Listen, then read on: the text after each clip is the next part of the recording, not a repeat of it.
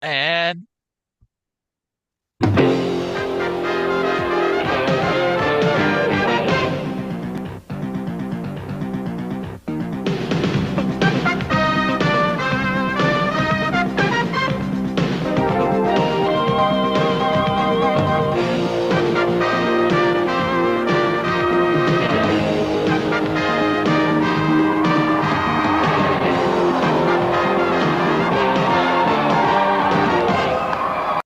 it's time for Smoky Mountain Rewatch Along Project, ladies and gentlemen.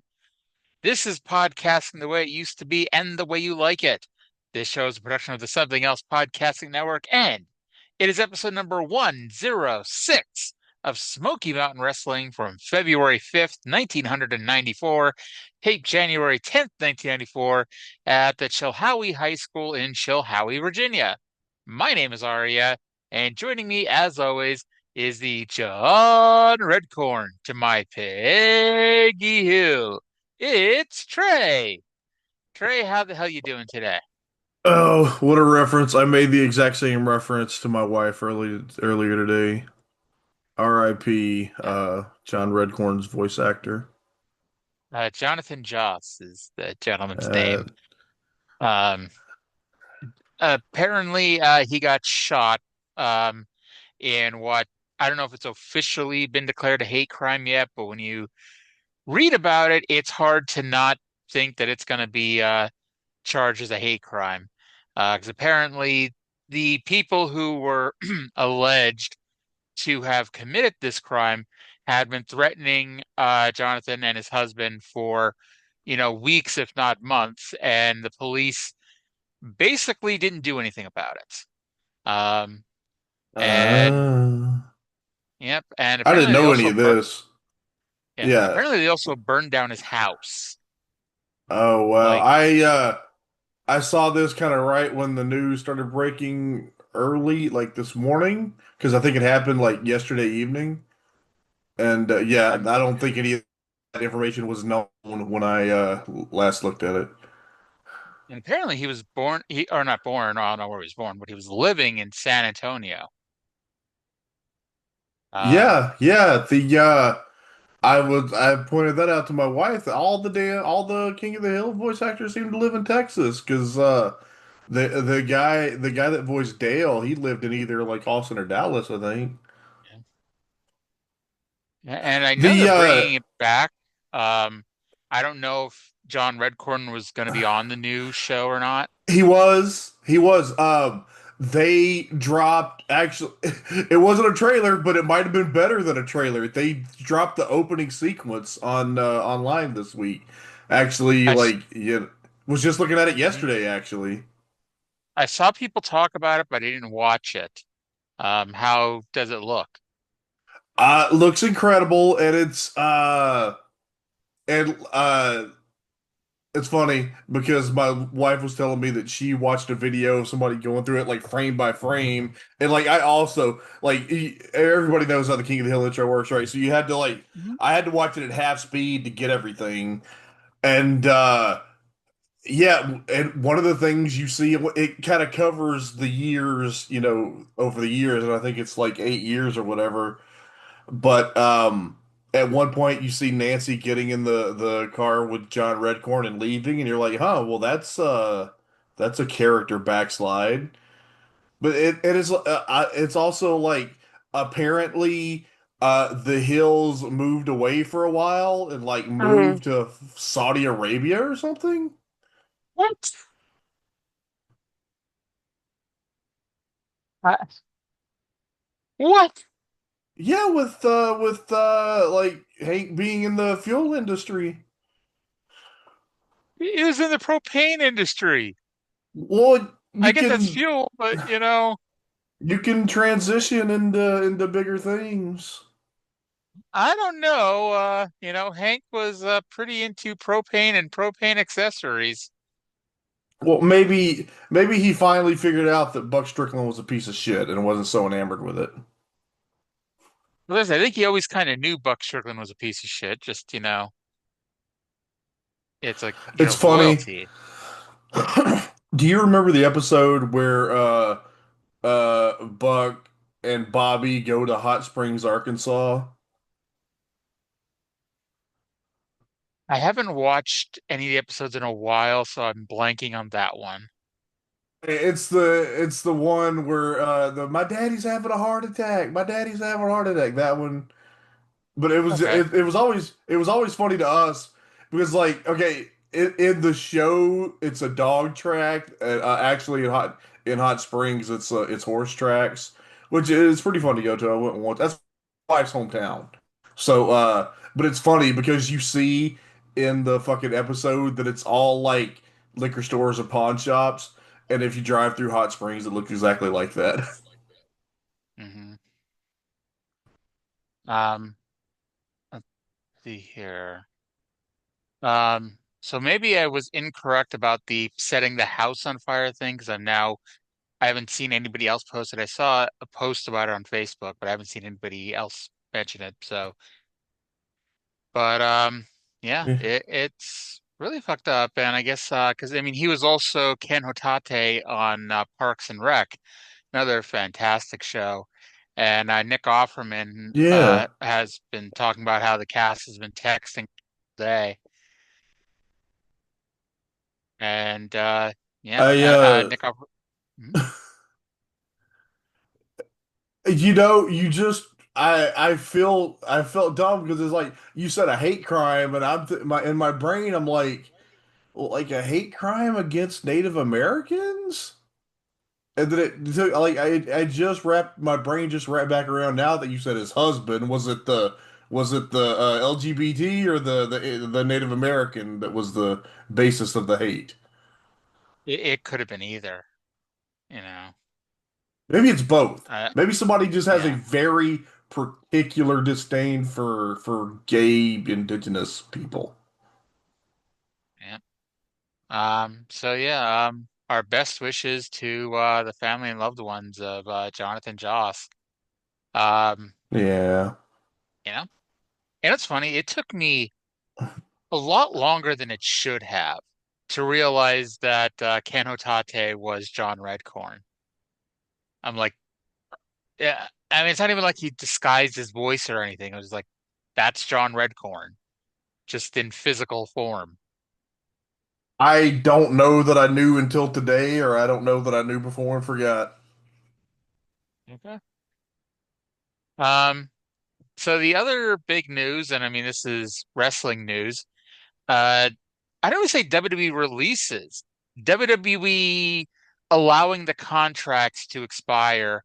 The three names that have come out are R-Truth, which is the big one that everyone's talking about, Carlito, and then just coming out today was Valhalla. That her contract is going to be let to expire. I mean, only one of Uh, those is kind of surprising, but it's how old is Truth? Like he's nearly was it 60, isn't he? I think I saw 53. Only Uh, 53. Okay. Let me think here. I mean, either way, Okay, I mean, like yeah. Yeah. Because he was around in I like mean, the early 2000s. he's not Terry Funk, but still, like, 53 years old. He Uh, just turned 53 on January 19th. okay, and I'm sure. Okay, I'm sure it sucks, but like, I am sure he has saved his money well, and Mhm. he has like a honky tonk man gimmick to where he can work indies for fucking ever Yeah, doing that shit. yeah. And If he he, owns unless there's something that we don't know, he owns his music. oh yeah, he had the same music in TNA. Well, at the end of his TNA Yeah, run, after the yeah, Three Life Crew run. yeah, But I remember yes. because that was obviously well before WWE and TNA were on good terms. I remember that was what surprised me the most about him going to WWE was that he got to keep his What's Up theme. Um, and I'll be honest, it was a little surprising, but also it's like another thing. It's like he's been there 17 years, and I'm not saying there's not anything they could have done, they could have come up with for him, but it's like he is. I don't know. It's like he's pretty much run the gamut. He's done pretty much everything somebody could do, and it's like And I say the same thing when AEW cuts people. It's like you can't have it both ways. You can't complain that a company has 200 people under contract that they're not and half of them aren't being used, and you can't complain when they are starting to cut people because they have 200 people under contract. Um, I guess in some way you can't. I don't know what spot R-Truth is now opening up, but somebody can't ascend into R-Truth's spot if R-Truth is still there, you know. Right. But Carlito, it's like I'm always shocked that Judgment Day is still a thing because, like, I don't know, it just felt like it ended when Rhea and Damian left. Except I know it didn't, but it just felt like okay, it's run its course now. But they're still chugging along, I guess. Um, I was shocked that they brought Carlito back.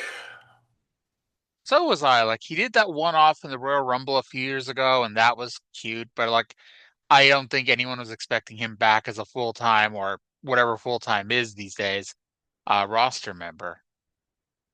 Um, Valhalla doesn't surprise me. Like, I, honestly, the funny thing is, it. Yeah, there are exceptions, but do you notice that all those people that Vince fired like 3, 4 years ago, when he fired like two rosters full of people, and then Hunter brought back all these guys, it feels like almost all of them have been let go since. Like Yeah, yeah. Gargano is still there, Nia Jax is still there, Candice and Dexter Loomis. And I think, oh, I mean, I have to look at the list, but I mean, that's pretty close to being it. Yeah, Braun is gone now too. Yeah, he was on the last group of firings or cuts. Yeah, I don't think anybody's gonna be on fucking Dynamite chanting Hunter fumbled on a Carlito match in 3 months. No. Um, and it's like I know there's a lot of people saying that AEW should pick up Truth. I don't agree. Like I maybe don't like either. okay, maybe as like a one-off or something. It's like oh, Yeah, here's sure. Ron Killings for one episode of Dynamite or something. It's like I think he'd be better off. I mean, who knows if he even wants to continue wrestling? But I think if he does, he'd be better off like trying Yeah. TNA, going the I mean, indie route. Like you said, he he could would be the honky tonk man. Like yeah. you know, I've seen the honky tonk man wrestle multiple times at indie shows, and it's like you know, uh, hey, I bet there's enough wrestlers out there who would fucking love to see to work Truth on an indie show. Oh yeah, it's got to be easy as hell. And, that would be like that would be a tremendous like a one-off TNT Championship Open Challenge on the Truth Killings. Yeah, there you go. Who the hell's the TNT champion now? Last I knew it was Adam Cole, who I That don't know if he's that's right. defended the title since he won it. I'm like I knew Daniel Garcia lost, but I don't remember hearing or reading any results with Adam Cole defending the belt since. Yeah, okay, so I am still about a week behind, so I haven't seen like the last week yet. You're But you're gonna be you're gonna be sitting in the stands at Y'all In, like watching 2 weeks of Dynamite, try and catch up before the show no, starts. no, I'll get it before then. I'll get it before then. But what was the point that I was even getting at?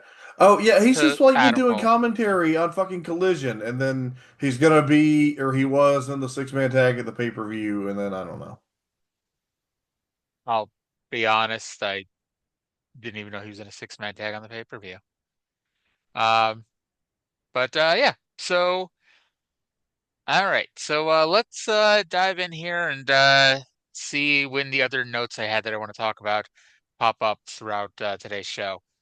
So let's go to the intro of the show with Bob and Dutch previewing this week's episode. It's time again for Smoky Mountain Wrestling, wrestling fans. Professional wrestling the way it used to be and the way you like it. Hi, I'm Bob Cole along with Dr. Dirty Dutch Mantel. We got a great action-packed hour for all you fans this week. We're going to see the Moondogs in action right here. We're going to hear from Tammy Fitch, and primetime Brian Lee. Also from Terry Funk and the Furnaces. We'll hear from them. The Heavenly Bodies are going to be in action. What you got on Down and Dirty? First of all, the Dirty White Boy is going to be with me on Down and Dirty with Dutch with some special comments from Ron Wright. This will be the first time Ron Wright has said anything since he's been injured. All right, what about Beat the Champ this week now, Dutch? Okay, Chris Candido making his third defense, and he will face this week. Got a bunch of names in here. Yeah. My name's in here too, you know. Oh, we should draw yours out of there one day. I just win it. And his opponent is Robbie Eagle. Robbie Eagle against Chris Candido. That's our Beat the Champ match. Fans, we're about ready. Let's go to the ring now for the action. All right, so a lot of people are here on the show, including the fucking Moondogs, including Tammy Lee is going to be here. Terry Funk's going to put a promo, and then best of all, Mr. Ron Wright is here for the first time since the famous angle where he got out of the wheelchair, got into the ring, punched horse head right in his 25-pound head, and then got his ass kicked. We'll hear from him and so much more on this episode. And then Robbie Eagle is going to challenge Chris Candido, our triple champion, for the TV title. Ridiculous. The final.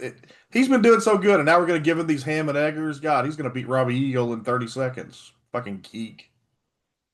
Jeez, and I thought the first 30 seconds of the match telegraphed the finish of that one. So yeah, that's still to come today.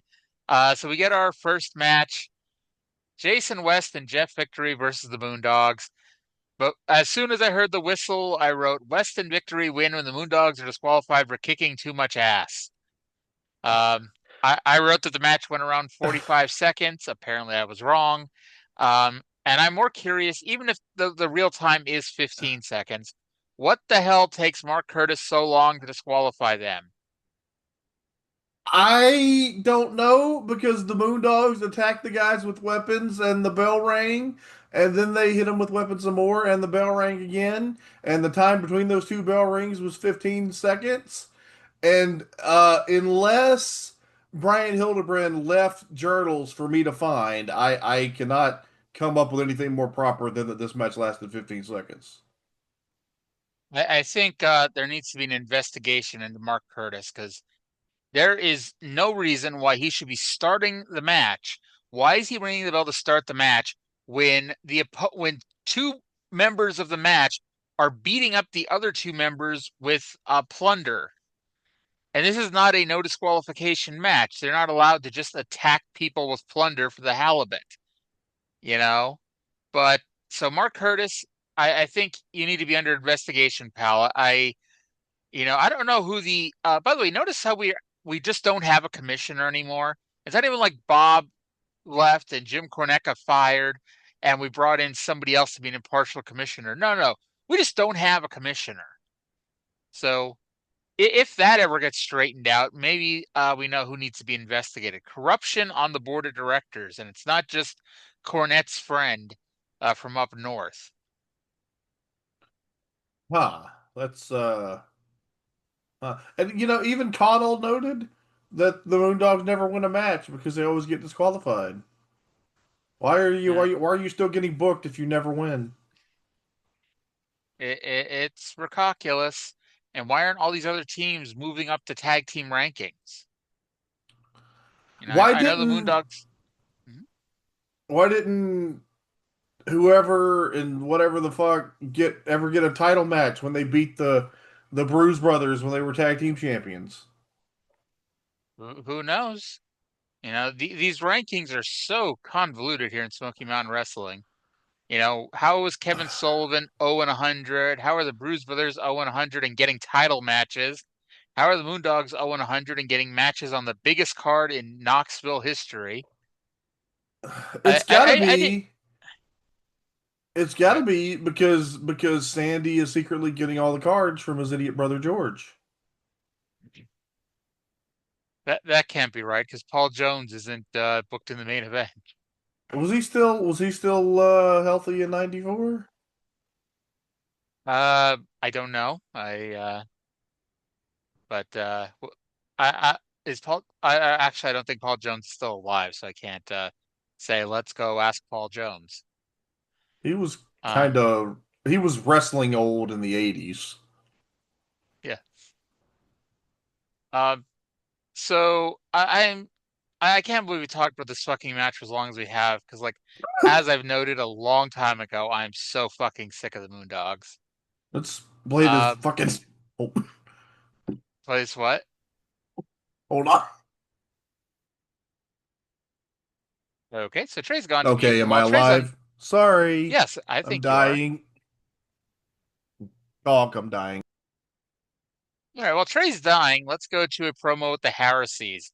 Because if there's ever a trade down in life, it's not listening to Trae, but listening to Ron and Don Harris. It's over with. We finally got a day. February 13th, Sunday, Bloody Sunday. That's what they're calling it. Kind of a sadistic day because it fits us good. The number 13. It's going to be a steel cage match. Nobody gets in. Nobody gets out. Moondog, you run around the hills barking, yelling, acting stupid.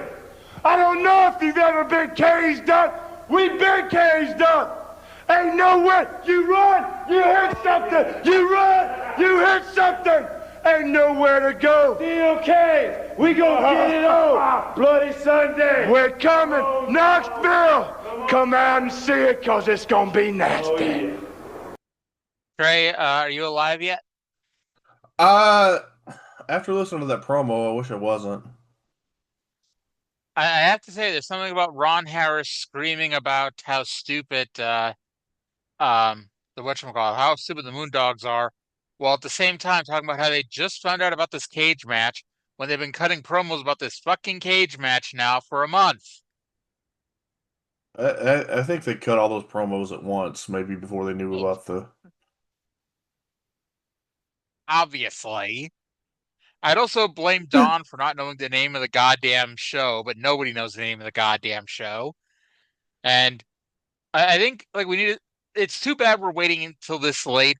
I was gonna say we need a Sunday Bloody Sunday drinking game. Every time somebody fucks up the name of the show, take a drink. I guess we'll see next year because they do a Sunday Bloody Sunday 2 next year. So we'll see if we can. The second annual Bloody Sunday on Tuesday. Yes. Yes. Not to be confused with the third annual Thanksgiving Thunder, which I believe is coming up in April. Right after Easter. Yeah. All right. Anything else you want to say about this horrible feud? No, I don't want to talk about this feud ever again. I think we have to talk about it at least a couple more times in this show. But anyway, at least we don't do it the rest of this week. So let's go to Terry Funk, and this is not going to be the last time we talk about Terry Funk on this week's episode. Spoiler alert. Knoxville. Oh, we're going to Knoxville. We're going to Knoxville. Well, what does Knoxville smell like? What does it smell like? It smells like butt crack USA. And what does that smell like? What is that? That smells exactly like cheap wine, unholy women, illegal politicians, and fear. And that fear seeps out of every pore of Bob Armstrong. His family, don't try to have them come and help you. Because I have this man right here who will not only be protecting Jim Cornette in the back of the Coliseum, he will also be watching for all of those illegitimate little schmoes and schmucks and fools and idiots and perverts and punks and pukes that you claim are sired from you. Well, let me tell you something. Not one of them can make a hair on a good funk's back. And I'm talking about this man here, and I'm talking about myself. I fear no evil. I fear no one. I don't fear any of you fools out there that are going to be at ringside, nor do I care if you're there, because you must understand that I am being paid by Cornette. Stay at home, because I am going to take that little baton, except I have got a branding iron where that 350-pound fool that worked for that ice skater's husband tried to knock her legs out from underneath her. I've got a branding iron, and I will. Armstrong, this is a Texas death match. Now you tell him the rule. You don't know what a Texas death match is. Listen to him. A Texas death match is falls don't count. No stopping the match because of blood. You can bleed a gallon and nobody's going to come in there and protect you. The match continues until only one man is left standing, and that man is going to be my brother, Terry Funk. I'm coming to Knoxville. Armstrong, take a good look at me. It's been a long time since we've met, and I'm going to be there, and I'm going to protect Cornette from your illegitimate children. Okay. Trae, I have to ask, was Dory Funk wearing that top hat last week? Yeah, he was. Okay, I somehow missed it, I guess. But How? I guess I was just like more stunned that, hey, Dory Funk Jr. is on the show. So Terry Funk is with a good man, but not a few good men. And he's looking for schmoes, and Dory's looking for schmoes, schmucks, idiots, punks, and perverts. All those that were sired allegedly by Bullet Bob Armstrong. And he does not fear any fool who will be at ringside. And poor Terry's trying to talk about Tanya Harding and Jeff Gillooly. Because, in case you thought this is a dated reference, that just happened a month ago in this time frame. The Tanya Harding thing? Harding. Yeah, because it was before the wow. 94 Winter Olympics in Lillehammer. Oh. Which, by the way, that's also the year when they moved the Winter Olympics to 2 years after the Summer Olympics. So they weren't the same year anymore. Yeah, it was that recently? Yeah. Oh, wow. And it's funny because as a kid, I didn't know that it got changed. I thought that just meant the Winter Olympics were every 2 years. And while the summer was every 4.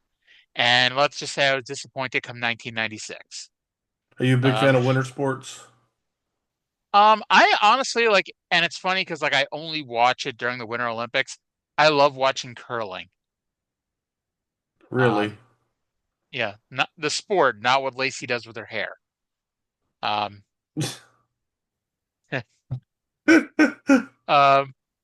was not a planned spot, by the way, on the show. No, but yeah, we just understand each other. Yeah, I quote unquote discovered curling. I think the first time I saw it was 2002, maybe at the Olympics, and it's like that just looks silly but fun, and also looked like a sport that I could do if I tried. Now I couldn't do it, but the point is, it looked like something I could do. Did you try? No. I have a very healthy, not fear, but I treat ice with all the respect that it deserves. Yeah, fair enough. I was at, and I only remember this because I saw it on my Facebook memories a little bit ago. I was at a Providence Bruins game last year, and before the game, they bring the kids out to I don't know if they sang the national anthem or whatever.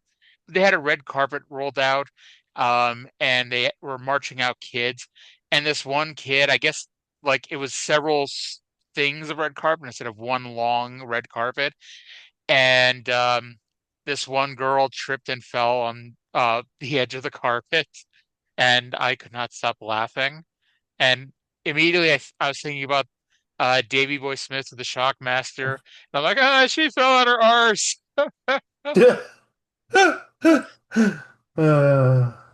Nobody around me either got the reference or appreciated me laughing at this poor child who fell on the ice.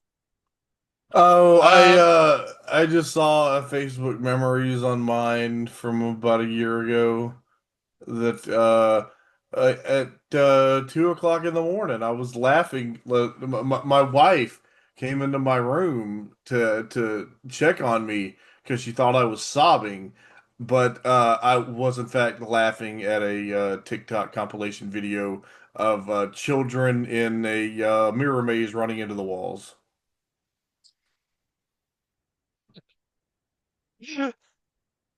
By the way, as somebody reading the YouTube description of this show is really going to think something's wrong with us for once.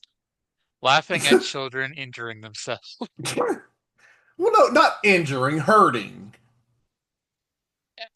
Laughing at children hurting themselves. Um, Nobody wants to see anybody get injured. I think the Bullet does. I think the Bullet and Terry Funk both want to see the other one get injured. I think Terry Funk wants to Tanya Harding the Bullet. So Terry Funk wants to hire an incompetent man named Jeff Galooly to kneecap the Bullet. And had we not had the passing of uh, Jonathan Joss, we could have started the episode with the cheap wine to my unholy women. Let's go to the Bullet now, who has a rebuttal to what Mr. Funk had to say. Actually, what the Misters Funk had to say. Every day it gets a little bit closer, and every day I wonder, did I really make a mistake? But I don't wonder long, because I know it all had to come to a head sooner or later. The Bullet's been skipping amongst all your big guns. You brought in the big Captain Redneck, Dick Murdoch, that Killer Kyle, that Kevin Sullivan. And now you've gone and got the man that beat Bob Armstrong and caused him to leave the Smoky Mountain area. Well, the Bullet's been training hard. And although Terry Funk never lost a Texas death match, there's a first time for everything. Anything can happen if you believe. And I believe, Jimmy Cornette, that you're a low-down rat fink. Anybody that put on the bottom of a contract, if he loses, he's got to crawl and kiss my feet. That would be the world to you, wouldn't it? To have the Bullet kiss your feet. Well, you can forget about that, mister. Because I got a lot to fight for. How many times have I been flat on my back with the breath knocked out of me right there at that Civic Coliseum in Knoxville and heard an elderly gentleman or lady or a young kid say, "Get up, Bullet, you know you can do it," and by golly, I know I can do it. So you bring that Terry Funk, that Texas devil on in here, brother. We're going to show him what mountain folks are all about. And when I do win, when I win that match, Bob Armstrong will be back as commissioner, and you and your friend on the board of directors can hightail it out of the Smoky Mountain area, because the Bullet will be back and will be bad to the bone. So, but if the Bullet wins, then why does he have to ever come back? Well, he might need a payday. You know, That times are hard. He that might have to call in a favor with his friend Commissioner Bob Armstrong. we may need to send Jim Ross a blindfolded into a backyard to find the Bullet and bring him in for a match or two. By the way, it's Um, Messers. The plural of Mister is Messers. Messers Funk. I apologize. Okay. So Oh, don't ask me did you why I notice? just figured this out. I'm sorry, go ahead. Okay. Oh, you may have been going to get to this. Did you notice they had an SMW logo superimposed over the bottom right corner of the picture? But then at the Yes, they did very that. end, Go at the ahead. very end, they dropped it for just a second, so you could see that this promo was filmed at 10:24 a.m. on January 16th, 1994. See, I saw that at the beginning of the promo. And Start at the the funny thing beginning. is Okay. yeah, they had it last week and I'm like I never brought it up, but I'm like I was thinking, oh, that's kind of weirdly random. Like, why is there an SMW inset? And like literally, like I literally just figured out why there's a random SMW inset in the bottom right-hand corner. Um, so yes, Bullet is coming for Terry Funk. And they're gonna get it on next and week. Now, and at some point, I Dory really, Mhm. Dory is coming to protect Jim Cornette from Joel Watts. Um, Now at some point, and I didn't notate when they do a Sunday Bloody Sunday commercial, and Yeah. they call it the biggest show in the history of Knoxville. I'm like, don't they say that like every fucking Yeah. themed Knoxville show? It doesn't matter, and it's not the point, but it was between the Tracy Smothers promo and the Down and Dirty with Dutch segment. Okay. Um, do you remember the Joe Schmo show? I know they brought it back a few times, but Yeah. Yeah. okay. So the second season of the Joe Schmo show, at the end of every episode, they would put it like in total tongue in cheek. It's like next week, the biggest episode of all time. And because that's every reality show's thing.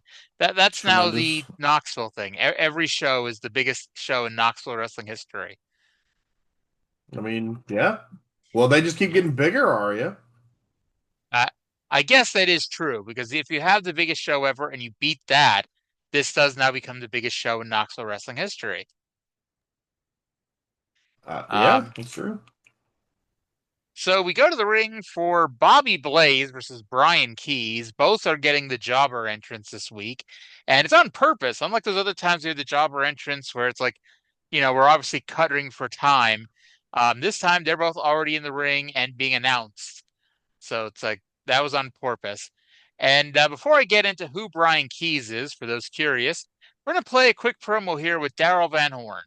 Let's go to Daryl, who has joined the broadcast team during this match. Right, you're being joined at ringside by the manager of the man who has changed the face of Smoky Mountain Wrestling. I'm talking about, of course, the noble Prince Karras, high priest of the Temple of the Sun, a legitimate Egyptian prince who I resurrected after a 3,000-year slumber. Now, I'm going to tell you something, Bob Caudle and Dr. Dirty Dutch. I am sick and tired of them throwing us bottom feeders, okay? We're going to have to start hurting people one by one. I don't care. We'll cripple them just like we crippled that other clown, Tim Horner. I understand Tim Horner's kids had a really lousy Christmas because Daddy can't wrestle anymore. No, he can't, and he never will. He's a clown.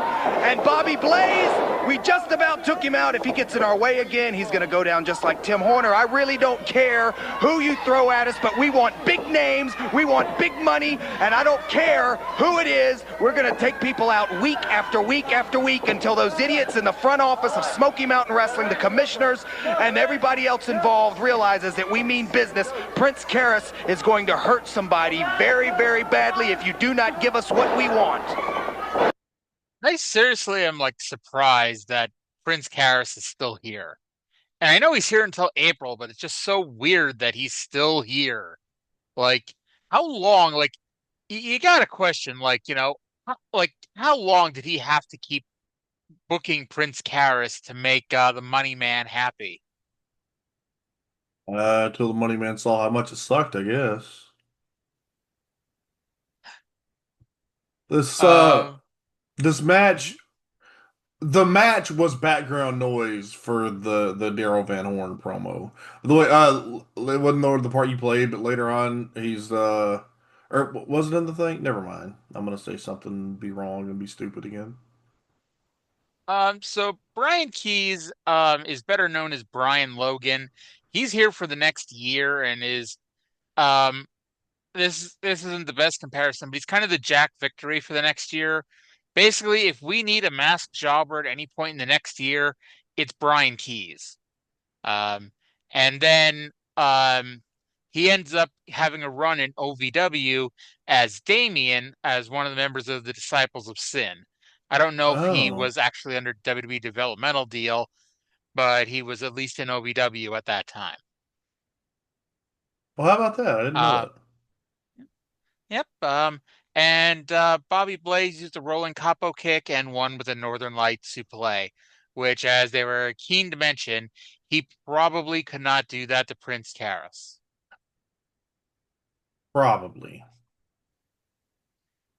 All right. So from here we go to a Tracy Smothers promo because hey, Trae and I talking is just what we do in between promos.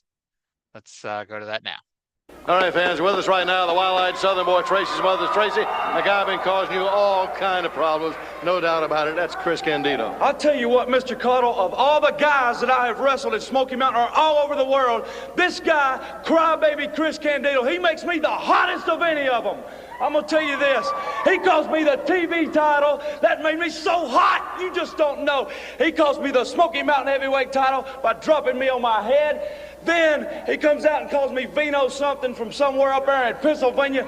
God, this guy makes me hot. He is the cheatingest, connivingest, no good little suicide Yankee punk I've ever run into. He's the cockiest, cheatingest guy I've ever seen in my life. He's like, oh, wait a minute. Holy cow. Whoa. If that's so hot, yeah, I'll call you off. Okay. I'd like to think that Tracy Smothers didn't just walk around angry all week long, waiting for his 50 seconds of TV time so he could cut a promo. So it's like,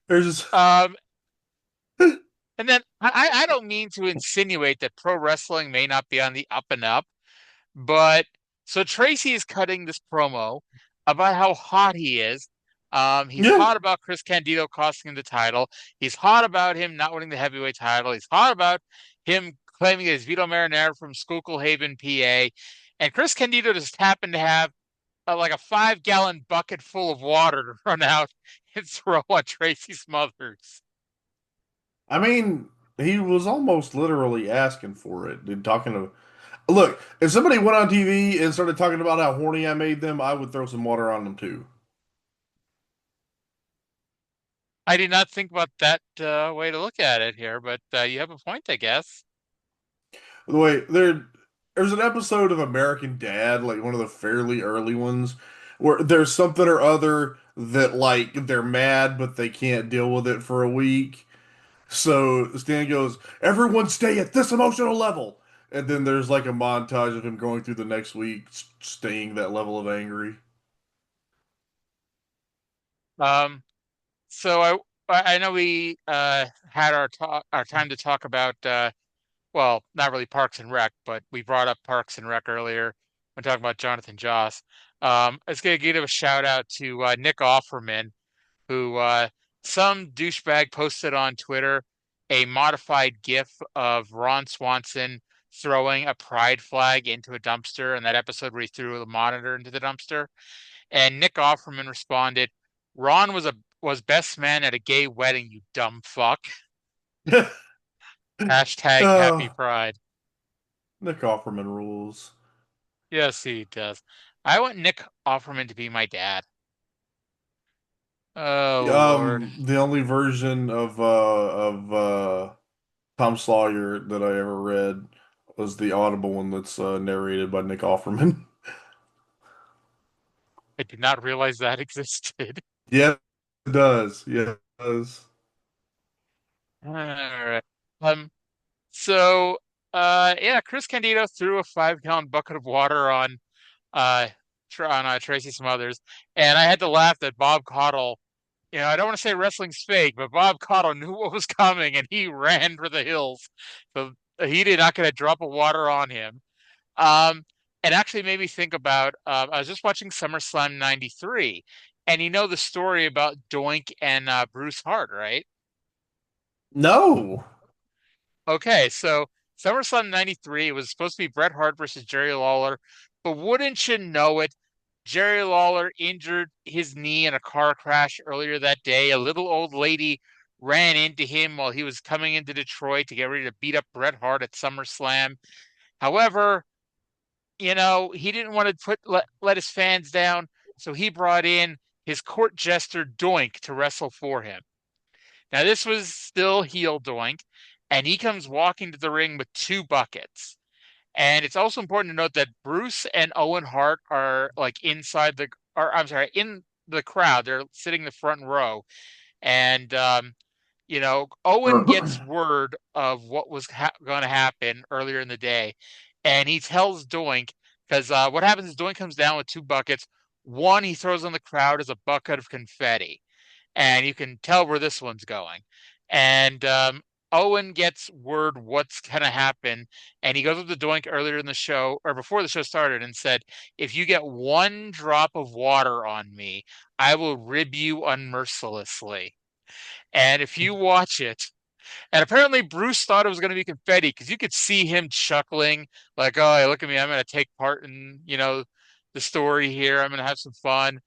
Um, Doink manages to throw a full bucket of water on Bruce and only Bruce and does not get a drop on Owen at all. And Bruce, there's a reason that guy never got hired on by the WWF because he has a temper and he decided to go into business for himself. He jumped the guardrail and went after Doink. And Brett basically had to run out and pull him away. That was Matt Bourne, right? Yeah. Yeah, he still had a month to go before. I kind of think Matt Bourne could fuck Bruce Hart's shit up if he wanted to. Yeah. Actually, it's kind of funny because, like, I always, when I was a kid, like, I knew, okay, Bruce is one of Brett's and Owen's brothers. Um, but it's like, and I knew he would occasionally get involved with this, that, or the other thing. And it wasn't really until I read Brett's book that I'm like, yeah, he's right. Bruce is a bit of an attention-seeking prat. If you like go back to the Canadian Stampede show, that's the one where Bruce throws a soda on Austin, but Austin turns around and is supposed to think it's Stu. So he kind of ties up with Stu a little bit. And then Bruce, because he's Bruce Hart and everything has to be about him, he jumps the guardrail and begins punching Austin in the kidneys. Yeah, the Vince Brett WrestleMania match, that was Bruce is a spotlight hog. Yes. Although I will say that Ryan Alvarez's idea for that match was so much better. I mean, it didn't take much to be a much better idea than what they ended up doing. But since Earl Hebner was in TNA, Brian's idea was to announce that Mr. Hebner was the referee. And of course, it's Dave. If you know, it's Dave, but they just say Mr. Hebner and have him as the referee. But that would have been so much better. It would have been Brian, right? No, it would have been Dave. Oh, didn't Dave and Earl both get fired at the same time? Yeah, but I mean, they could have brought him back. Not like Dave wasn't working for TNA, only Earl was. Okay, so the pitch was to use, I don't know. You could do the same joke and just use the guy that works there. No one was working there. That's the thing. Brian worked there at the time, didn't he? No, he not in 2010. He was fired right after Earl and Dave were fired because, like, the real reason was he had a shit ton of heat and nobody liked him, and he was only kept around because he was Earl's kid. But I think he was in TNA at the time. Oh, okay. Anyway, so back to Smoky Mountain. We have a new logo for Down and Dirty with Dutch. And I'll be honest, I hope it doesn't stay this way because I like the old logo a lot better. It's like, I don't know, an oil painting of Dutch now with Down and Dirty kind of written around it. I like the old one better.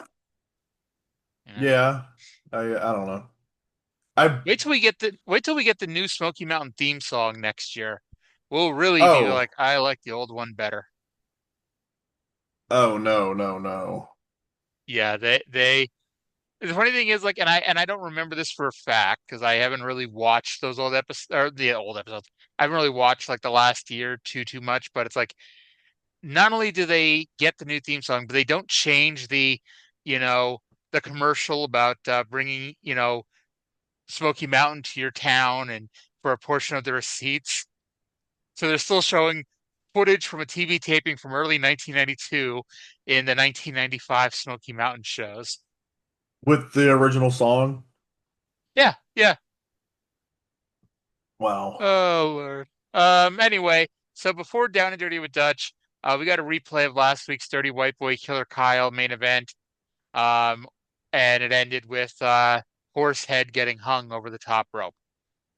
And let's now go to Down and Dirty with Dutch, and they're going to pitch it first to a tape of Mr. Ron Wright, and then have a promo with White Boy. Time, fans.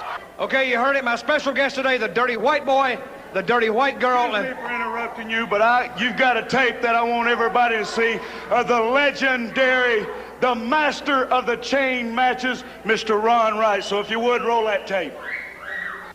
Wrestling fans, you don't know how good it is to be able to be back out here and walking this time. The last time you people seen me on TV, I'd been drugged pretty heavy and I made a stupid mistake. I got up in the ring to try to help the dirty white boy, and I didn't take my old faithful solid oak walking stick with me, and I got my brains knocked out.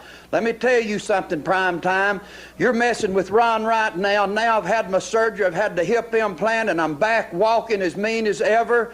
And let me tell you something. In Knoxville, Tennessee, February the 13th, it's going to be the bloodiest Sunday in the history of wrestling, because we're going to have a chain match down there with the title at stake with Dirty White Boy and none other than Primetime Brian Lee. And let me tell you something. Ron Wright's going to walk in that building that day, and these people down there have seen me in hundreds of chain matches in Knoxville, Tennessee. They've never seen me lose one. I beat the likes of Whitey Caldwell, Ed Wolf, Sputnik Monroe, Tommy Gilbert, you name them. I could go on forever and ever, the people that I beat to death and carried out of the ring on stretchers after these matches.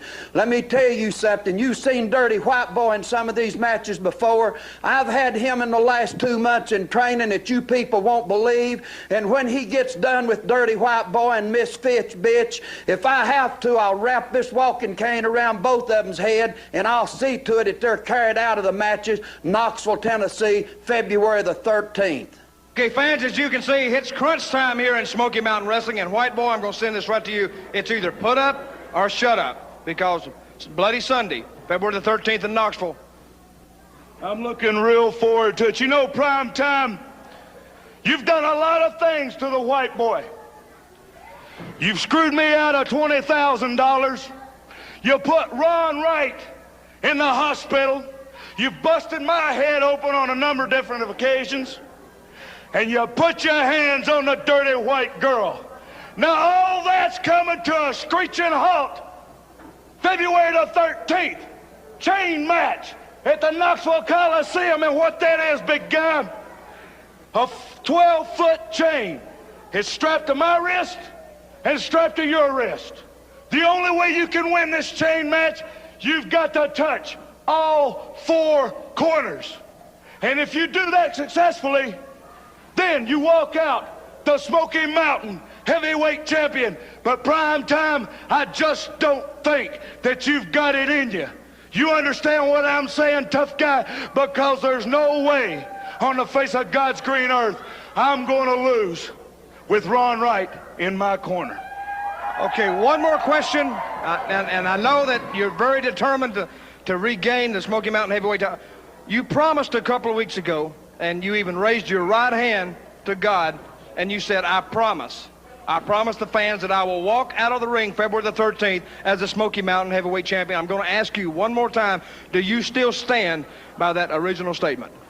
Dutch, there's something that the White Boy does not do, and that's when I put my right hand up to God, I don't lie.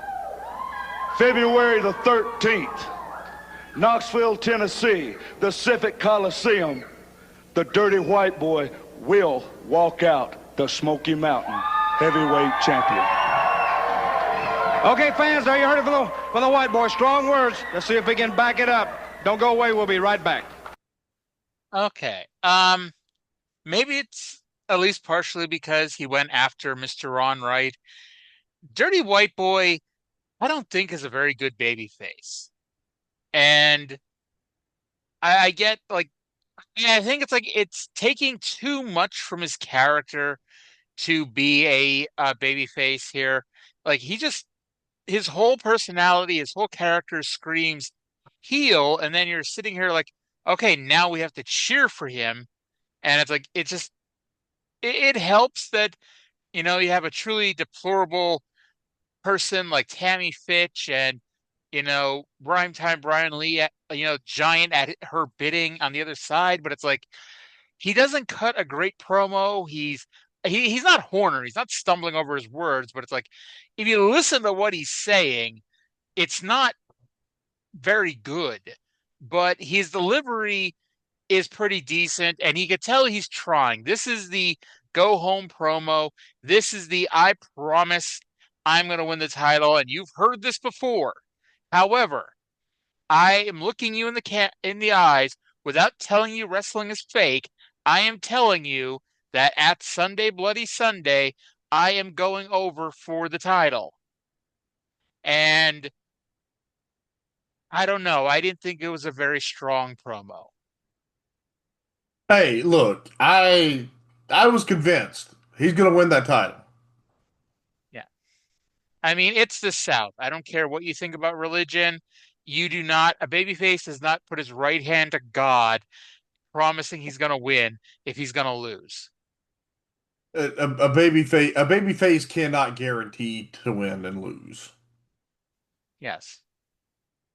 Somewhere in Long Island, someone's going, bro, that's why you have him lose because no one sees it coming, bro. And next month, when the show does 2,000 instead of 5,000 fans, be like, bro, they don't get it. Here's the thing, though. I firmly believe that there are certain rules that you should never, ever, ever, ever, under any circumstances, break. Never, under any circumstances, do you understand? Do not break these rules. That way, when it's time to break them, it counts for more. And is one of them swearing to God that you're going to win? I mean, it's something that you do once. When you're doing a story about a baby face really, really failing and feeling low. When it works, when you need it to happen. And you have to make a big deal of it. He has to be fucking devastated that he guaranteed and failed. Yeah. And in the same sense, and I know like now, like you can't do it because like otherwise Tim Horner would be the undefeated Smoky Mountain champion of the world. But you know, you cannot there is a happy medium between Vince having the hometown babyface always lose and having the hometown person always win. Like it got to the point in WWE where it's like the hometown babyface lost every single fucking time until like that one time it happens, like Trish in her retirement match where it's like, okay, it's special because they actually won for once. It's supposed to be the other way around. You want the babyface because you want to make people happy. So, Right. you know, you have the babyface win, and I still hold a grudge that my girl Bailey lost in her hometown like a decade ago to Alexa Bliss. Yeah. And I know that bringing this up is going to be a sore subject, but like the one time that it was right was like John Moxley and Bryan Danielson in Tacoma. Like that's the time that you had the guy get murdered in his hometown. Okay, yeah. What? Why? Because I don't like John Moxley? Oh, just because I know you weren't up on the I was storyline.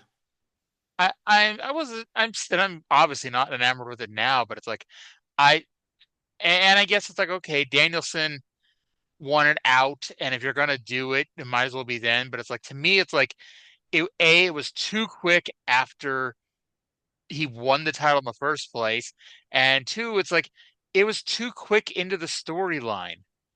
It's like why would you have a gang of 4 or 5 people and not have Danielson going through everybody? You know, like you have 4 or 5 I people because now Danielson can wrestle Claudio, Danielson can wrestle Pac, Danielson can wrestle Yuta. Is there somebody else I'm missing in there? Hell, fuck, I bet Danielson could have had a great match with Marina Shafir. honey, I know, Danielson was every time you fucking wrestle, you might break your neck. Yeah, he didn't I need to have a bunch of fucking matches. No, the way that initial angle was tremendous. It's just the AEW struggle is always in the follow through. and it's hilarious. Like, wasn't there a story, and I don't know how true this is, and maybe I'm just, not remembering correctly, that Moxley, maybe not in charge of his own booking, but Moxley's basically taking a much stronger hand with his booking than he was before. And that might Yeah, explain that might explain why like we're really going so strong on the Death Riders. I keep calling them the BCC because I mean that they were the BCC forever. But I mean, you think about like how many heel factions have we had that it's like they have a little bit of a main event run, but they're moved down. Like remember the fucking Pinnacle? Like did the Pinnacle versus the Inner Circle? It was like okay, this could be a fucking 6 month feud because you got a lot of fucking talent on both sides, and it was over and done with in like 5 weeks. Remember when Yeah. BCC turned heel on the Elite? I'm like, oh man, this could be something good, and it was over and done in about 6 weeks. It's like this has been going on since All Out, and it's like, and it feels like this is the one where it's like, okay, maybe not 6 weeks, but we are past the point where it's like, this is, I don't, th honestly, I know I'm gonna get yelled at if anybody actually listens to this. At this point, this is Roman Reigns as Universal Champion. You know he's only going to lose it at WrestleMania, and now he just beat Cody Rhodes, and you know he's not going to lose it for another year. And I know he hasn't yet made it to Y'all In, but I think he's winning at Y'all In. I just got that feeling, and I don't think it's ending yet. I do not think so. You don't think he's winning, or you don't think it's coming to an end? I don't think he's winning. Okay. But again, I have not seen Double or Nothing of the last week of TV yet. Mhm.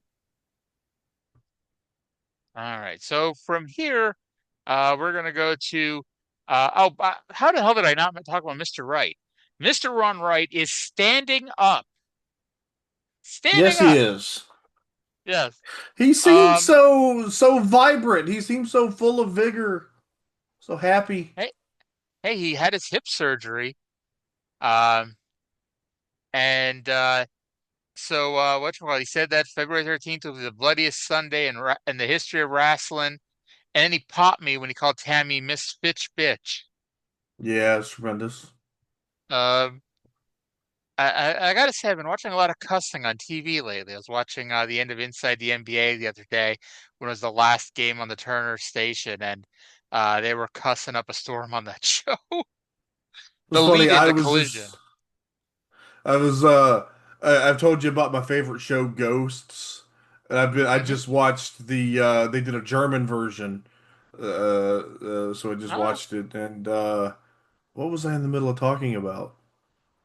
It was relevant at some I was point. talking about cussing on TV, and you're watching Ghosts Oh, in German. oh yeah, it's so funny because it's like everything's in German, and then there will be just random "what the fuck" in English. Do you speak German? Apparently,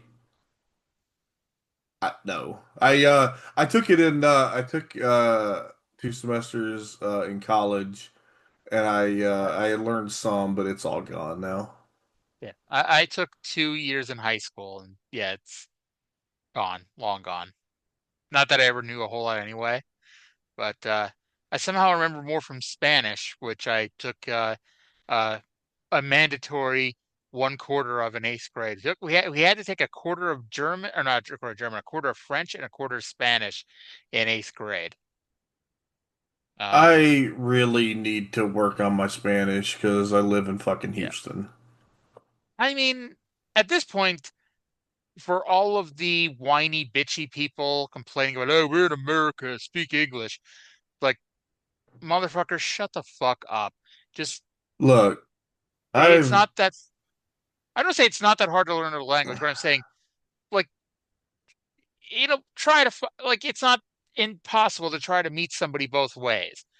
It's like we sit here and like we talk about Japanese wrestling a lot on the show, and like how often do you see do you see them talk about broken English and Japanglish was what Jericho called it. It's like you learn a little bit just to communicate with people. Yeah, I like, and if you listen to a conversation, like listen to when Jericho would talk to like Shinsuke Nakamura on his podcast, or like Jado and Gato, like that's a legitimate way of communicating. It's speaking to someone in a way that they can understand. Like, again, meeting halfway. You have to speak clearly. You can't do too many idioms and too many weird little like subtleties of grammar. You just cut a lot of shit out. Get the key words in. So, oh my God, this is a long ass time ago.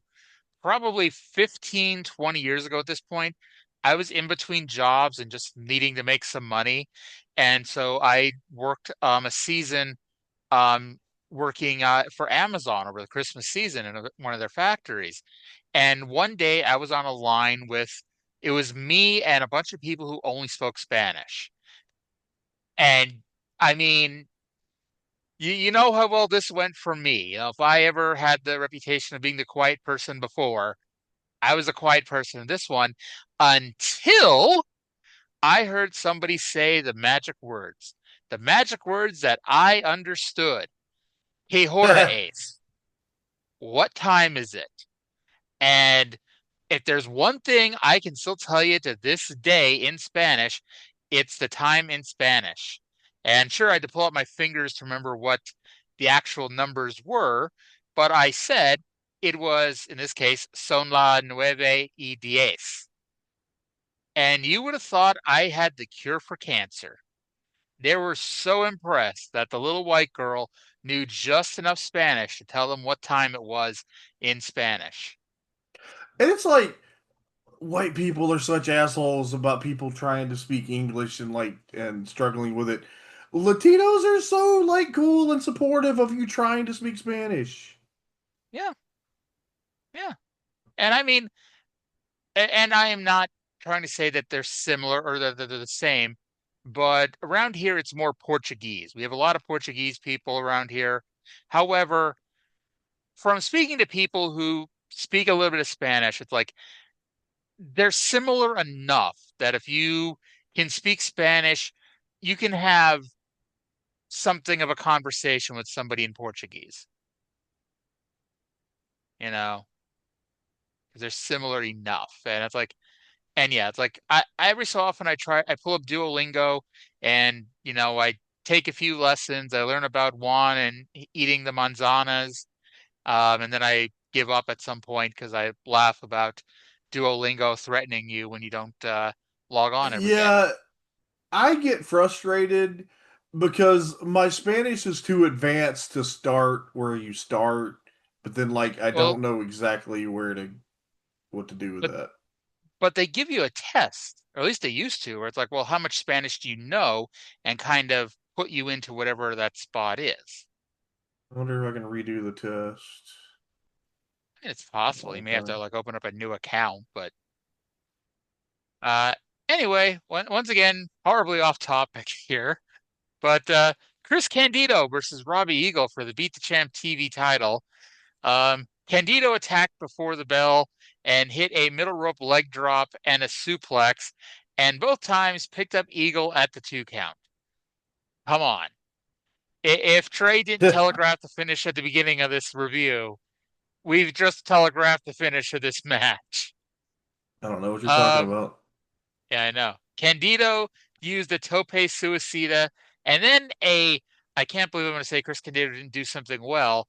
He tried to do the Cactus Jack running elbow off of the apron, and he is not Cactus Jack.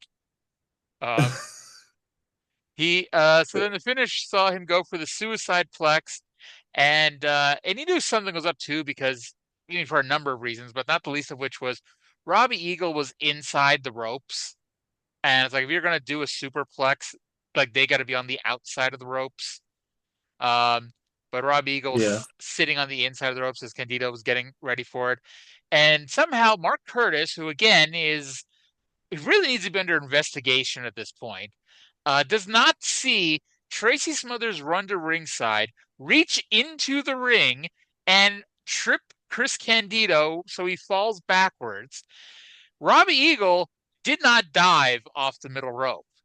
Robbie Eagle did not like jump down and go for a cover. Robbie Eagle fell onto Chris Candido in a much more believable fashion that time Bobby Blaze somehow ended up with his hand on Dirty White Boy. And sure enough, Robbie Eagle won the Beat the Champ TV title. And while I roll my eyes again at Mark Curtis, being horribly in position to see cheating that he wasn't supposed to, I did pop for Robbie Eagle falling onto Chris Candido. Yeah, the ring announcer should not be the bell ringer. They had done like 2.5 spots before Brian Matthews managed to get out of the ring and ring the bell. And then he just didn't ring the bell at the end of the match. They do this just to fuck with me. I honestly didn't even think about him being the bell ringer. I didn't even think he was the bell ringer, to be honest. I just figure, I guess I'll have to notice it in the future. But because the Moondogs, they were beating up their opponents when the bell finally rang. And so maybe I can't even blame Mark Curtis. Maybe I've got to blame Brian Matthews. Fucking Brian Matthews. We should have known. Yep. We need an investigation on Brian Matthews now instead. So after the match, Candido and Tracy fought, with Tracy getting the better of it until Candido caught him coming off the top rope and then dropped him with a pile driver, which somehow led to the bell ringing, as if Mark Curtis called for the bell. This was not a match, but Chris Candido apparently got disqualified in the post-match brawl. Well, that's how illegal a pile driver is in the Smoky Mountain territory. I mean, you weren't here. Were you here with Paul Orndorff, or did you come in just after he left? I came in just after Orndorff left. Yeah, because that was Orndorff's thing, where his finish is the pile driver, and Smoky Mountain has a rule that you're not allowed to do the pile driver. And so basically they had a year-long angle with Orndorff, where he'd keep trying to do the pile driver, and Bullet Bob would fine him $5,000, yada, yada, yada. And of course, it led to my favorite heel turn of all time, because he wasn't really a baby face, but he wasn't a heel either for the first couple tapings. And then they did it was the episode where he had to face Hector Guerrero in a Smoky Mountain title tournament qualifying match. And it led to him giving a pile driver to 5 people as they all ran out one after another, including giving 2 to Hector Guerrero. And it was just tremendous. It's here's Paul Orndorff giving, a pile driver symphony to people. Yeah. Everybody remembers the famous Jerry Lawler Andy Kaufman match. A lot of people don't remember Andy Kaufman won the match by disqualification because the pile driver was long been illegal in Tennessee. Yep. That's why, I'll be honest, I never knew Jerry Lawler's finisher being a fist drop until years later, because the pile driver was always legal in the WWF, and anytime Lawler actually won a match, it was with a pile driver. And White Boy ran down to run Candido off, and I guess further cementing this friendship between White Boy and Tracy Smothers. We then get a special look at Miss Tammy Fitch. Now, for most people watching this or listening to this show, a 3-minute video of 21-year-old Tammy Fitch is must-see television, because this was Tammy Fitch for the past year. She's a very good-looking woman. However, that is not why Trae popped for this video. No, it was and not. I did not talk to Trae about this, but I just knew the second I watched it, this is not why Trae's popping for this video. Trae, care to explain why you were popping for this video? Well, the video ended on Margie, because where do you go from Margie? And we had a few Margie moments, because they showed her eating the chicken. Yeah. And then then she was in her Body Donna uniform before she was a Body Donna. And I miss Margie. I miss you. Me too. Now, I was happy for the video. Trae was happy for the video. You know who wasn't happy for this video? Tammy Fitch. Somehow, some way, Tammy Fitch. Let's go to Tammy and the Smoky Mountain Champion, Primetime Brian Lee, and see what they have to say. With us right now, Primetime Brian Lee, and the lady you just got a good look at right here, Miss Tammy Fitch. I cannot believe this godforsaken company could even show a video like that about me. They're trying to make me look bad. Not only are they trying to make called me the B word even. I can't believe these producers would even show something like this. And you know what's worse? I think this entire world is banding against Brian and myself because now he's got to have this horrible, barbaric chain match with the dirty white boy. What point is this? Brian should not be involved in this. Brian is a wrestler. He should have a wrestling match. Right, I'm a wrestler. I'm a wrestler, Bob Cottle, and I don't carry a chain around in my pocket. Dirty White Boy wants a chain match, and then we have this old fossil Ron Wright who's going to come back, and yes, I will give him credit. He's the master of the chain match, and I personally don't want to be in it. But they thought this up because of a bunch of country bumpkins sitting around the round table trying to take Tammy and Primetime Brian Lee out. The manager, when he comes back, and speaking of managers anyway, how come I'm even in this? How come I'm even in this? You're too worried about blood being on your dress. I'm standing up here worried about going to the morgue. Well, Brian, if you don't think you're man enough... Man enough? Yeah, man enough. The man issue would never come up before. What's the macho issue? Well, you're complaining all the time. No, I'm not complaining. I'm just telling... Just a sec. Bob, don't interrupt me. Just a sec. Come here. We don't need to be arguing. We'll take care of it. Come on. I'll talk to you back here. Hey, Fizz. I think there's a crack in that wall somewhere. We'll be back right after this. So I'm really interested in seeing where this goes because I don't think they ever break up until Primetime just leaves the territory. But they are really pushing this fighting here between Primetime Brian Lee and Tammy Fitch. And while they haven't said anything on this episode and prior episodes, they've been pushing Tammy into Candido's corner. So I'm a little interested to see where this fighting is going, especially after Sunday Bloody Sunday. I don't think there's anything that crazy to it. I think Lee is just understandably in fear for his life for this fucking chain match. So I'm going to make a comparison that nobody on this show, on any corner of the world has ever made in their life. When Primetime Brian Lee started talking and he exclaimed, I was like, oh my God, he's doing an impression of Maddie in the house. Oh my God. How dare you? Oh God. Poor Trae. I think that's the real reason why you haven't recorded the ECW cast in a while, because Maddie in the house is still on the show. Yeah, that's right.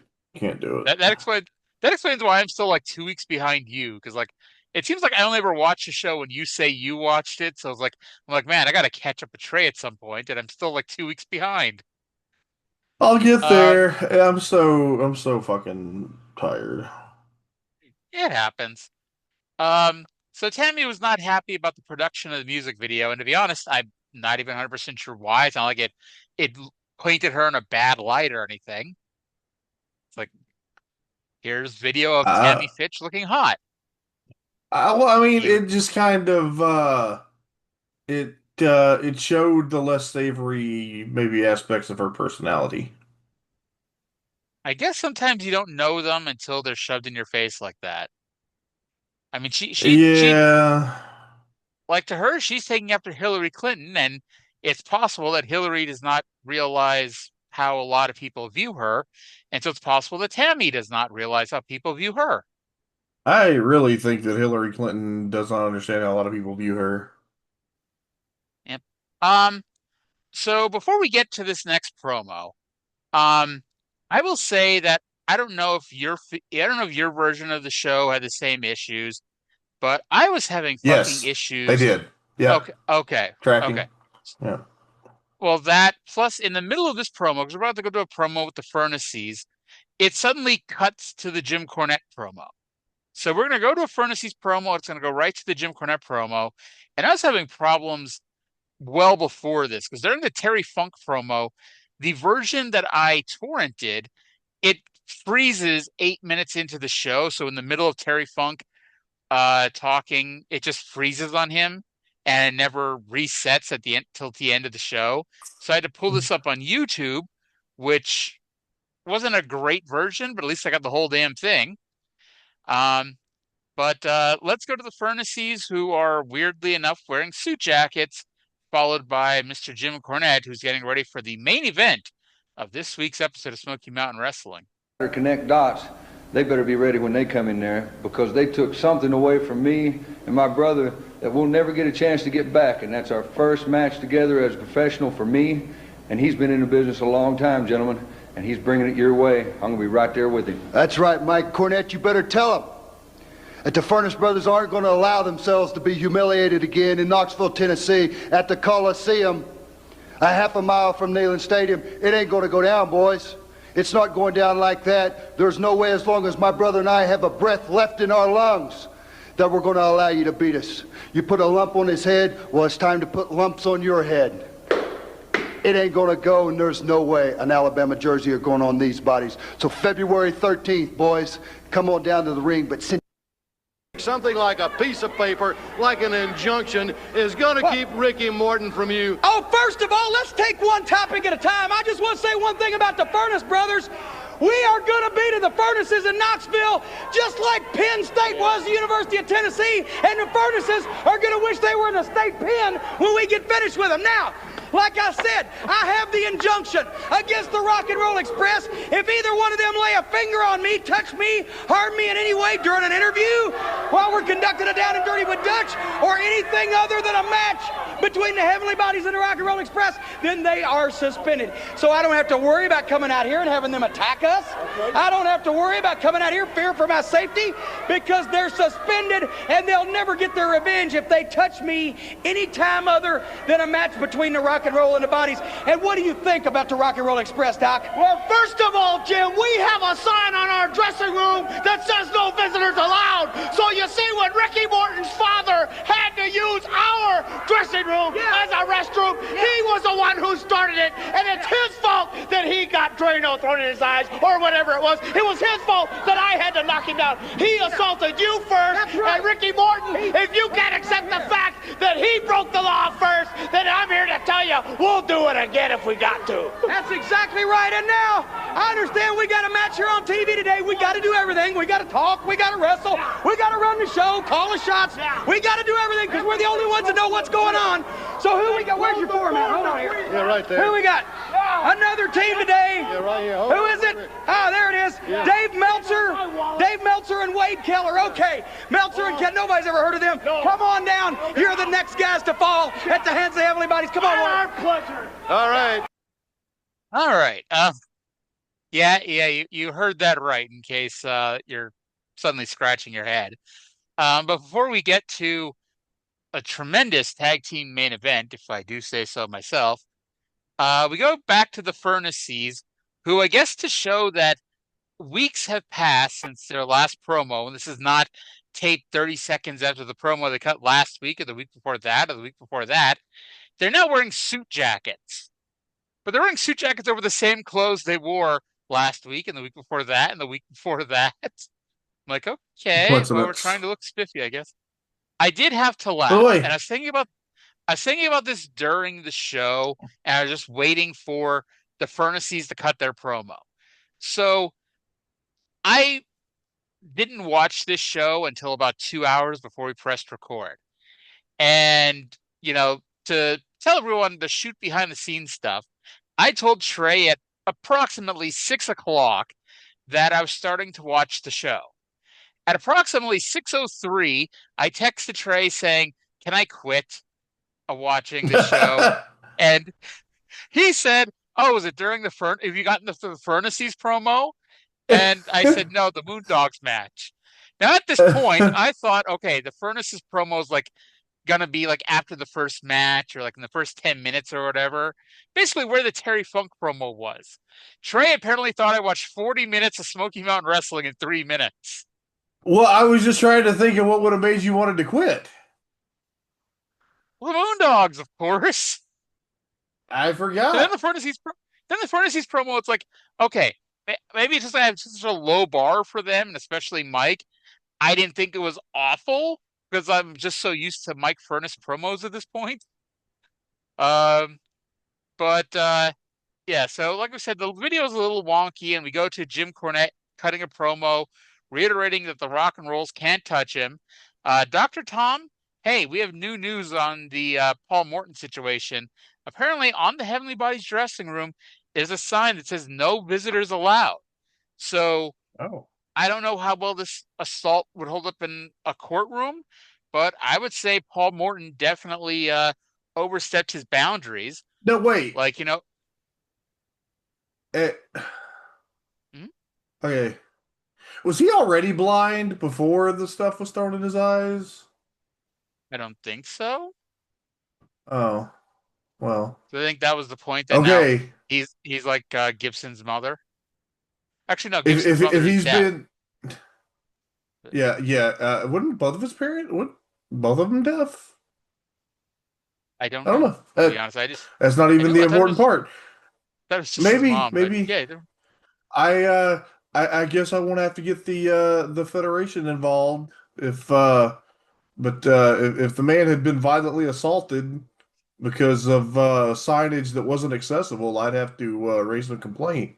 This will just have to be a regular criminal issue instead of a civil rights issue. but ignoring the Drano to the eyes part, like if you and I were at a wrestling show and we were to jump the guardrail and I don't know, Seth Rollins put us in a guillotine, can I sue Seth Rollins because I went running after him and he protected himself by putting me in a guillotine? If Seth Rollins put you in a guillotine, I would throw Drano in his eyes. I'd like to believe that we're just at wrestling shows and you just happen to have like a bottle of Drano on you, just waiting Yeah, for I someone to stopped. put me in a guillotine. Yeah, had to. A good Boy Scout is always prepared. All right. Well, then it's time for a Heavenly Bodies match. And as you might recall, we had no real main event announced for the show. So the Heavenly Bodies were looking at the format sheet for their opponents, and they're taking on two familiar names, Dave Meltzer and Wade Keller. I don't think Cornette would be that cocky if he knew how Jack Dave was. I mean, yeah, I don't know if he'd actually met Dave at this point. Um, Although was Dave jacked in '94? Like I know he tells the story that he started lifting weights like more like during the Monday Night War because his wife, said, "Oh, he's like, well, the wife was like, why don't you work out?" He's like, well, I got to watch all this wrestling. I'm like, well, there's commercial breaks, and so he began lifting weights during commercial breaks. He was pretty big back then too. I get they were both at Chi-Town Rumble '89, and I'm sure they were in the same place at other times too. True, yeah. Dave was there in the front row with Brad Muster, or I forget his last name. Maybe it was Muster. I don't think it was Brad Muster's. I think Brad something from the I think it Chicago was Brad Bears. Muster because I recognize that name. Okay, so it's probably Brad Muster. Now I got to ask you, do you think this is the same Mr. Meltzer and Mr. Keller who were at the press conference for the ECW tag team titles last July? Well, surely now is this the same? Now is this that Dave Meltzer or was this Davey the Observer Meltzer from UWF? I mean, we don't know, and I mean, we'll never know, I guess, because spoiler, that match does not happen. I guess Dave and Wade no-showed or something. I don't know, but I felt so bad for Dave and Wade that they came all the way to Chilhowie, Virginia, and got dressed and got warmed up, and then Ricky and Robert just fucking ran past them and stole their match. and I mean, Dave lives in California. Where does Wade live? Does he think he lives in Minnesota? Minneapolis? He- maybe that's Bruce Mitchell, but like one of them live in Minnesota. Bruce Mitchell is in Who North knows? Carolina. Or maybe I've got that Okay. backwards. I was gonna say it's one or the other. Either one lives in North Carolina, one lives in Minnesota, or at least at some point they did. So Bruce Mitchell, Wade Keller, if you're listening to this, and I don't know why you wouldn't be, let us know where you live. You know? Yeah. Oh my God, this is the worst doxing of all time. Very low effort doxing. Preview on the show. We try to dox Dave, or not Dave Meltzer, but Wade Keller and Bruce Wade Mitchell. Keller. Let's see. There's gonna be when the FBI show up at our doors like in a week, we'll know why. That probably wouldn't be the reason. But by the way, is Docs with two X's or one?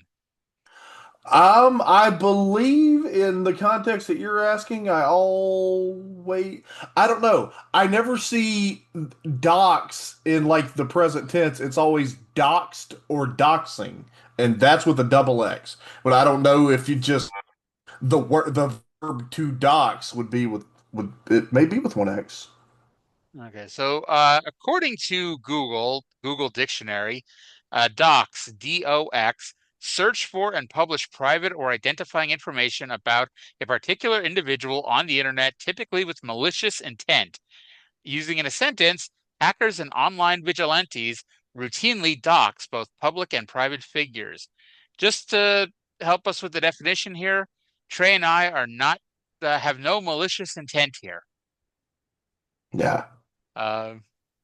But and nor are we trying to actually publish it. Although I guess if we're on a podcast, a tape podcast, it'll go over the air.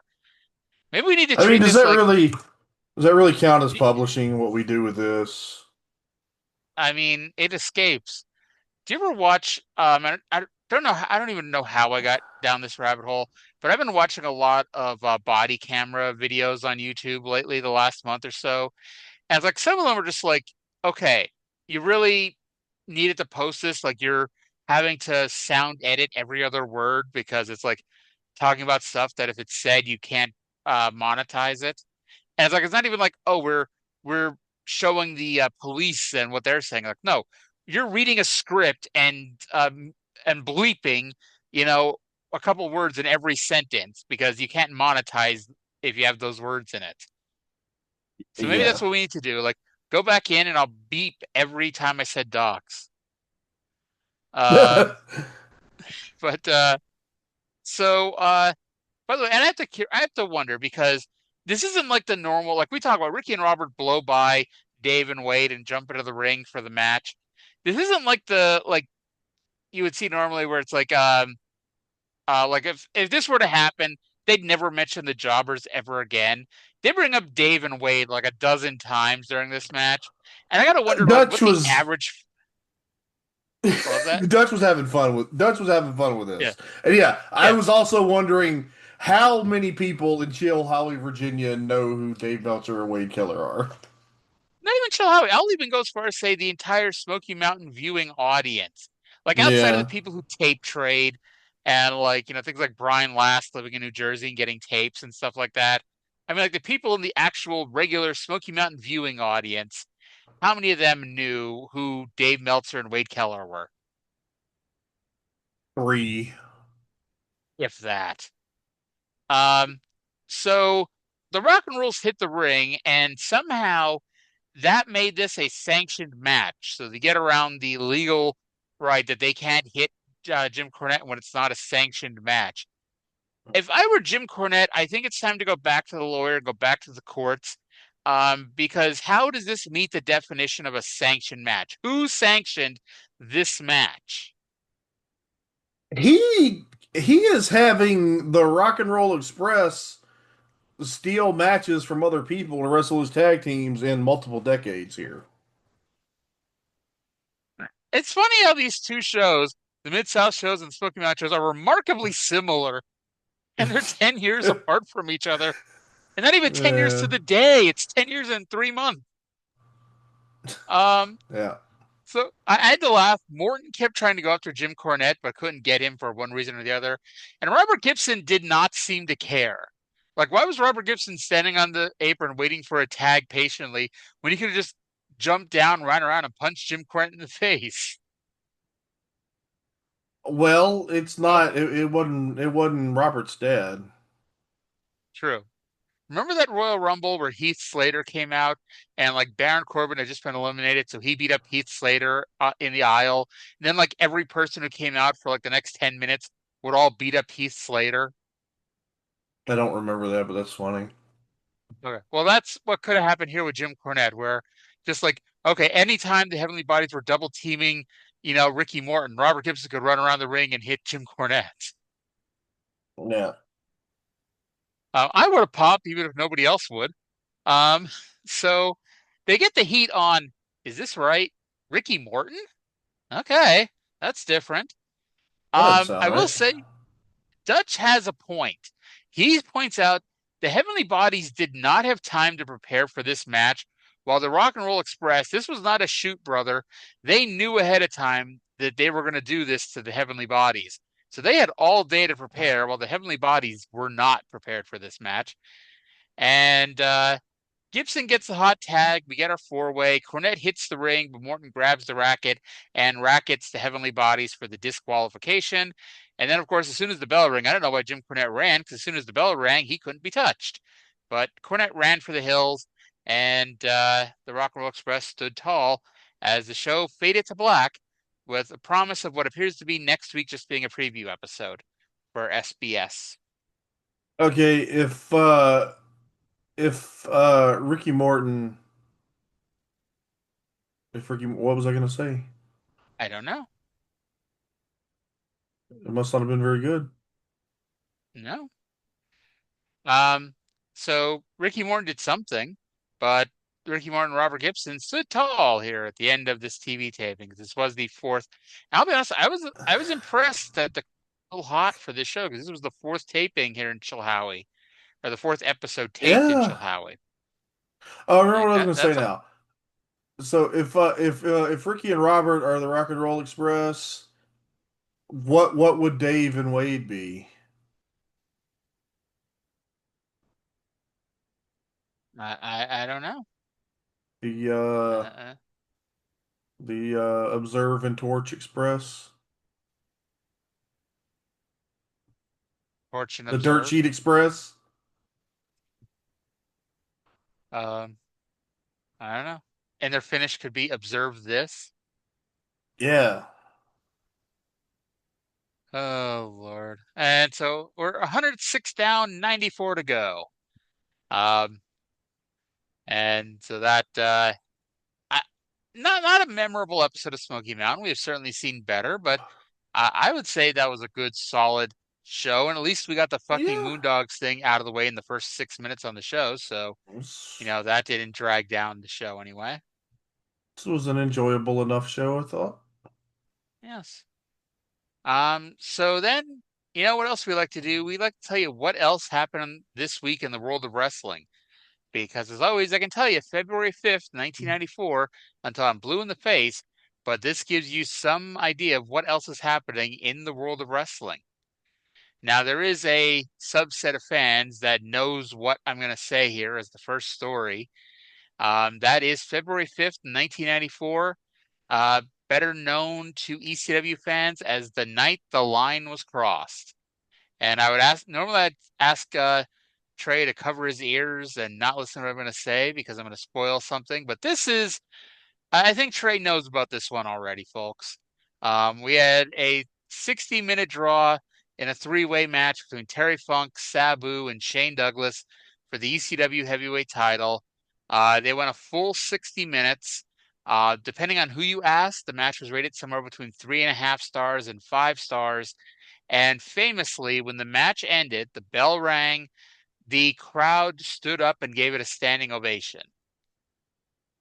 Now, notably, Shane Douglas is the only person that did the full 60 minutes because he did angles. I actually didn't bother to read Dave's write-up, but basically, because Terry Funk was the ECW champion, and so what they did was they started the match with Sabu was Terry Funk was the champion. So they start the match with Shane Douglas versus Sabu, and if one of them was eliminated, then they'd bring in Funk, but if not, Funk would come in after 15 minutes.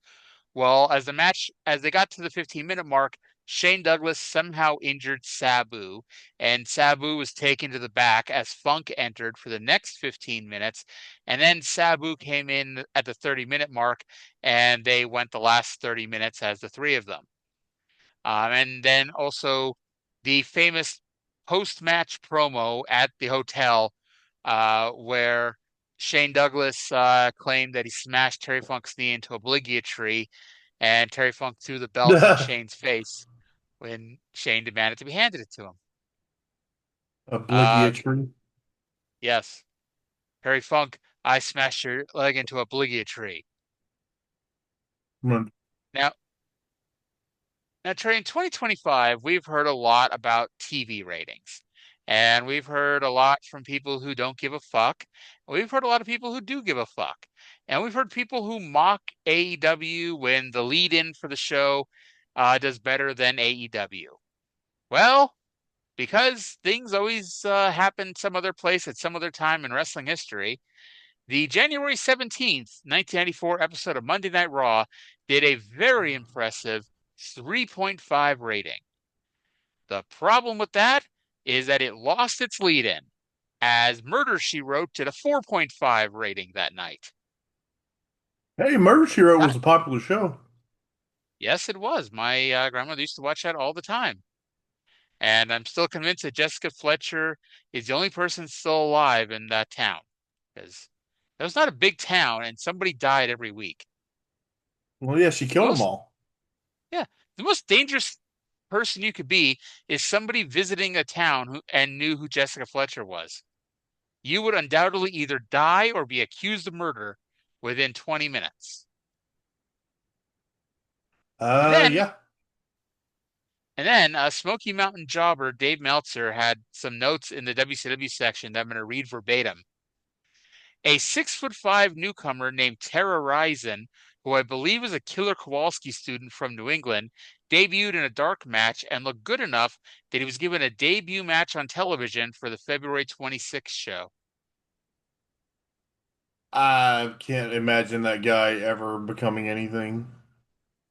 He's definitely not somebody who will one day run the biggest wrestling company in the world.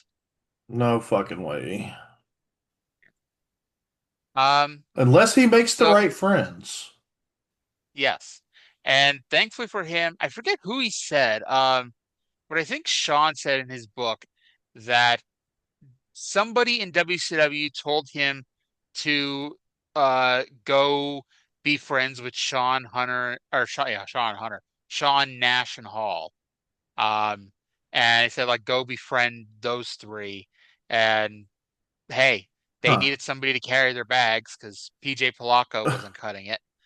They needed somebody to fucking drive who wasn't fucked up. Yep. And if Triple H is one thing, he is honestly, have you ever heard a story about Triple H being fucked up? I to the best of my knowledge, I believe he's a teetotaler. Yeah, that's possible. By the way, when I was a kid during those Bugs Bunny cartoons where they'd be playing baseball, I did not get that as the other team was always called the teetotalers. I did not get that reference. That's funny.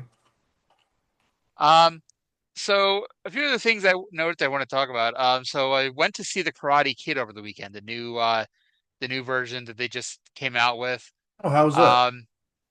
It was all right. Like I imagine if you're somebody who never saw the original ones, or at least you're young enough where your Karate Kid is the recent ones, like it's good, but it's like to me it's like it was too look at this bizarre coincidence that just happened to happen kind of thing.